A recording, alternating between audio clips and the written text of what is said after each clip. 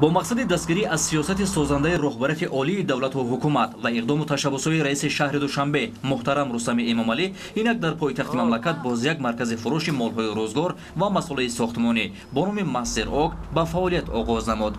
مرکز فروش مال‌های روزگار و مسائل ساختمانی مستر اوک در محله زرنسار ناحیه سینا جایگیر بوده در آن فعالیت به طور شبانه روزه به راه مانده شده است که من بعد ساکنان و مهمانان پایتخت می‌توانند از خدمت‌رسانی سطح بلند برخوردار گشته محصولات نیاز خود را با صفت خوب و نرخ‌های دسترس خریداری کنند. ما اومدیم اینجا خرید کردیم.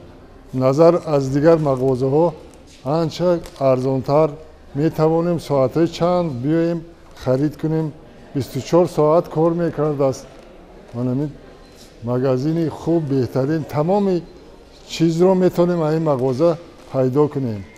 مال محصولات در مستر اوک به فروش گذاشته شده از بانفوذترین شرکت‌های استحصالی کشورهای دنیا وارد کرده می‌شوند. در مستر اوک مال‌های برندی زیاد بوده، مأموریت نظارت از بالای نرخ‌گذاری را جدی به راه ماندند تا همگان توانند به مال و محصولات ضروری خویش دسترسی داشته باشند. نتیجه همین است که نوبسته از به تازگی آغاز نمودن فعالیت در مرکز فروش ورود میزاجان بیشتر مشاهده می‌گردد.